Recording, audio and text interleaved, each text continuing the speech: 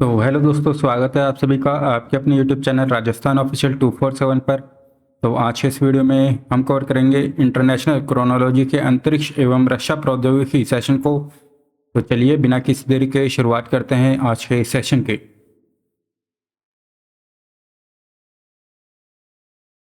तो इसरो का PSLV C61 अर्थ observatory satellite 09 का जो मिशन है वह असफल हो गया।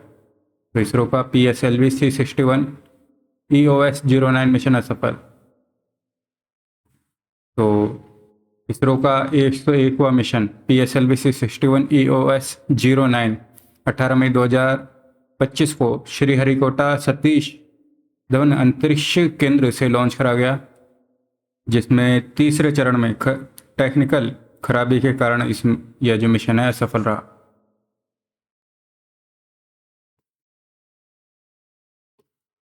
इस मिशन का उद्देश्य देखें तो पृथ्वी अवलोकन उपग्रह अर्थ ऑब्जर्वेटरी सैटेलाइट 09 को सन सिंक्रोनस पोलर ऑर्बिट SSPO में स्थापित करना था।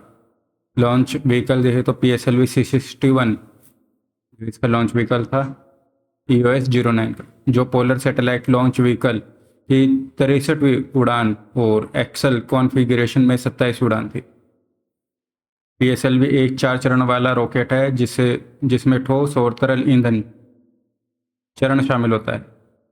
उपग्रह देखते हैं EOS-09 पृथ्वी अवलोकन उपग्रह 09, जिसका वजन 1696.24 kg था। यह अर्थ ऑब्जर्वेटरी सैटेलाइट 04 का एक दोहरा उपग्रह का था, जो रिसेट-1 हेरिटेज बस पर आधारित था।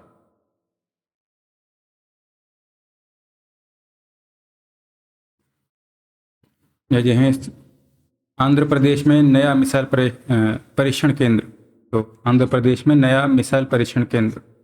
तो आंध्र प्रदेश है कृष्णा जिला नाग्या लंका क्षेत्र में। तो आंध्र प्रदेश है कृष्णा जिला नाग्या लंका क्षेत्र में रक्षा अनुसंधान एवं विकास संगठन DRDO के द्वारा नया मिसाइल परीक्षण केंद्र स्थापित करा जा रहा है, जिसका नाम है नवदुर्गा मिसाइल परीक्षण रेंज।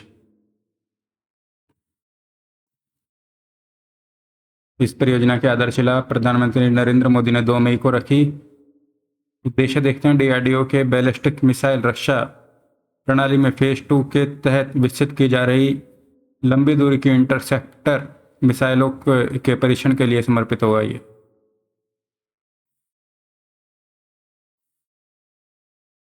भौगोलिक स्थिति देखें तो ये नाग्या लंका क्षेत्र बंगाल की खाड़ी के तट पर स्थित जो समुद्री परीक्षणों के लिए उपयुक्त है।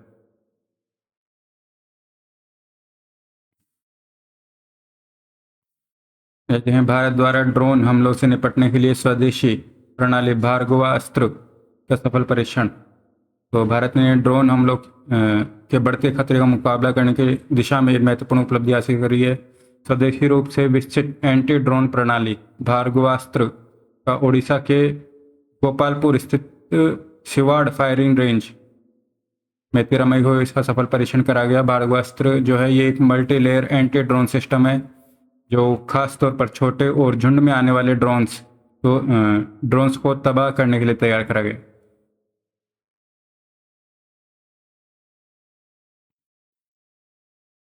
तो विकासकर्ता देखते हैं तो भार्गवास्त्र को जो है solar defence and aerospace limited SDAL के द्वारा डिज़ाइन और विकसित करा गया है।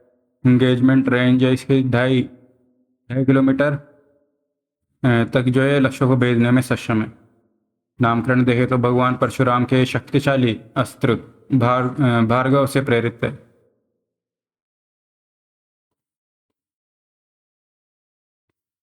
जहाँ DRDO और नौसेना ने किया मल्टी इन्फ्लुएंस ग्राउंड माइन का सफल परीक्षण। तो DRDO और नौसेना ने मल्टी इन्फ्लुएंस ग्राउंड माइन का सफल परीक्षण। तो DRDO और भारतीय नौसेना ने स्वदेशी रूप से विकसित मल्टी इन्फ्लुएंस ग्राउंड माइन का सफल परीक्षण कराया 5 मई।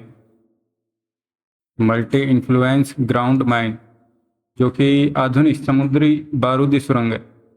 विकासकर्ता देखते हैं तो विज्ञान एवं प्रौद्योगिकी प्रयोगशाला विशाखापट्टनम और DRDO के द्वारा इसे विकसित करा गया।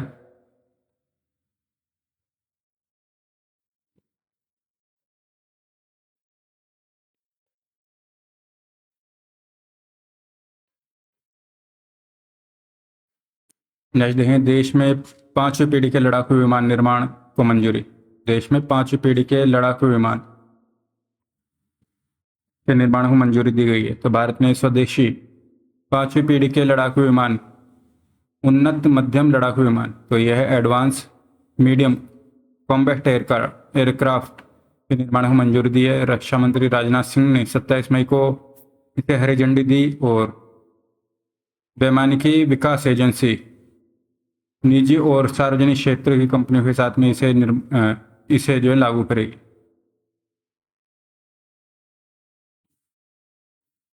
तो एडवांस मीडियम कॉम्बैट एयरक्राफ्ट के पहले प्रोटोटाइप की उड़ान 2027 में और वायुसेना में शामिल 2030 तक संभावित है।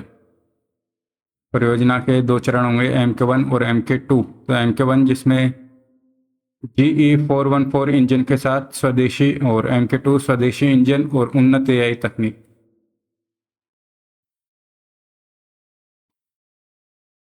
विशेषताएं देखें तो मैक 1.8 से अधिक गति है, होगी इसकी 1000 किलोमीटर की उड़ान क्षमता, स्ट्रेल टेक्नोलॉजी और हवा से हवा और हवा से जमीन स्ट्राइक मिसाइल है।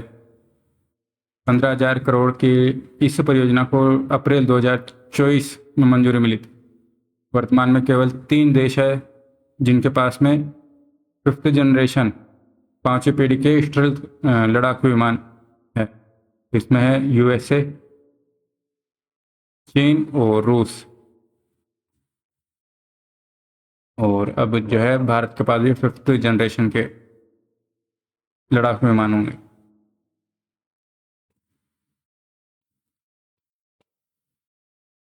जो है पारंपरिक रूप से निर्मित INSV कौंडिन्य भारतीय नौसेना में शामिल। तो भारतीय नौसेना ने 21 मई 2025 को करवार नौसेना बेस में प्राचीन सिले हुए जहाज INSV कौंडिन्य को अपने बेड़े में शामिल कराया है। यह जहाज 5वीं शताब्दी के अजंता चित्रों पर आधारित है। इसका नाम महान नाविक कौंडिन्य के नाम पर रखा गया है। संस्कृति मंत्रालय, नौसेना और हौदी इनोवेशन की साझेदारी में जुलाई 2023 में इस परियोजना को शुरू करा गया था और इसमें जो है कायर रस्सी, नारियल फाइबर और प्राकृतिक राल से सिलाई करी गई है।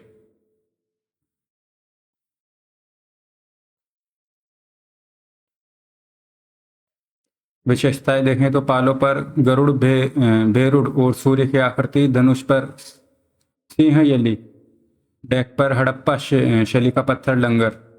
यह गुजरात के ओमान तक प्राचीन व्यापार मार्ग पर यात्रा करेगा। नेक्स्ट देखें, GRSE ने नौसेना को सौंपा पहला पनडुब्बी रोधी शैलो वाटर युद्धक जहाज। पहला पनडुब्बी रोधी शैलो वाटर युद्धक जहाज। तो GRSE ground rich ship builders and engineers Kolkata ने 8 मई को भारतीय नौसेना को पहला पनडुब्बी रोधी युद्धक उथले जल पोत अरनाला इसे सौंपा है। तो मुख्य बिंदु देखें, इसका नामकरण जो है महाराष्ट्र के वसई में स्थित ऐतिहासिक किले अरनाला के नाम पर रखा गया है।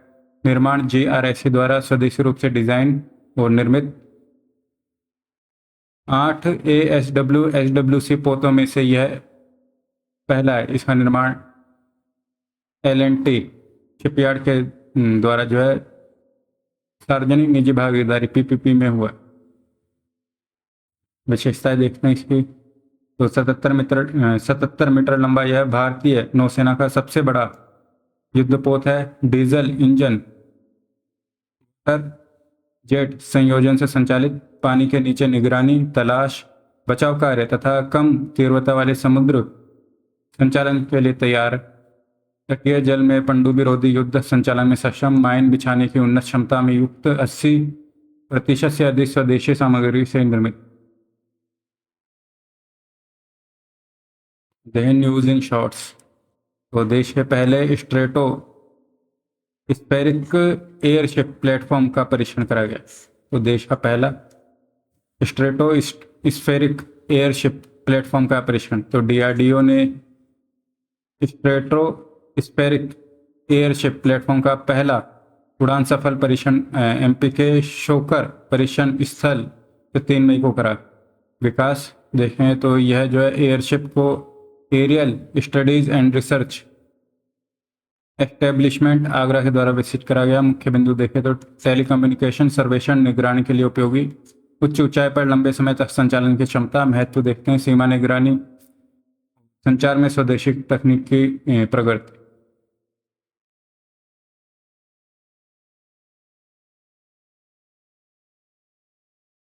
देखें आकाश तीर वायु रक्षा प्रणाली की सफलता। तो तिथि मई 2025। डीआरडीओ द्वारा विकसित आकाश तीर प्रणाली ने ऑपरेशन सिंदूर के दौरान पाकिस्तान द्वारा लॉन्च करे गए सभी ड्रोन और मिसाइलों को सफलतापूर्वक इंटरसेप्ट करा, और जिससे सैन्य को नागरिक संरचनाओं की रक्षा सुनिश्चित हुई। नेक्स्ट है प्रोजेक्ट कुशा। तो स्वदेशी लंबी दूरी की वायु रक्षा प्रणाली है ये। भारतीय इलेक्ट्रॉनिक लिमिटेड भेल द्वारा विकसित की जा रही प्रोजेक्ट कुशा प्रणाली रूस के S-400 के समान है, जो एक स्वदेशी लंबी दूरी की सतह से हवा में मार करने वाली मिसाइल प्रणाली है।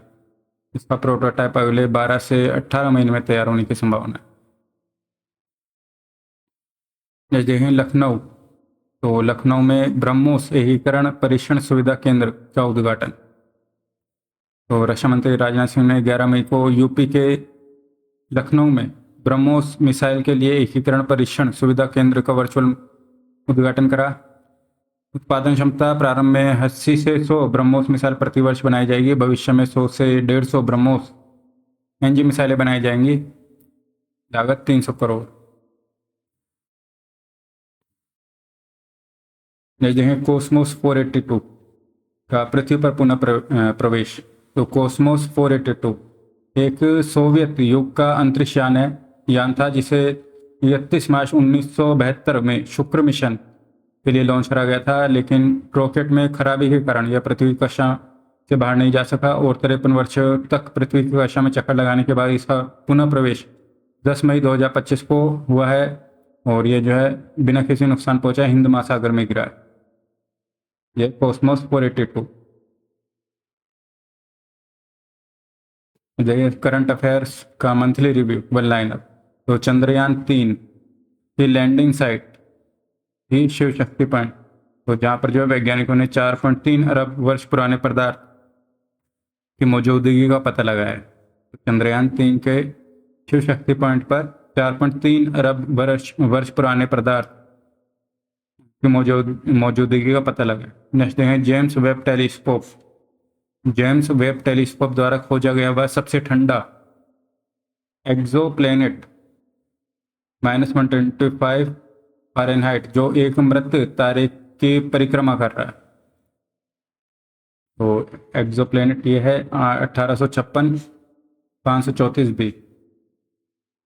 भारत अपने पायलटों को ट्रेनिंग के लिए अगली पीढ़ी के किस स्वदेशी इलेक्ट्रिक एयरक्राफ्ट को बनाने की तैयारी कर रहा है?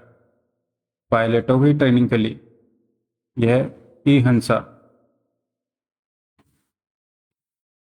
जिसे बनाया जा रहा है पायलटों की ट्रेनिंग के लिए स्वदेशी इलेक्ट्रिक एयरक्राफ्ट। तो that's all, thanks for watching, do subscribe the channel. मिलते हैं नेक्स्ट वीडियो में।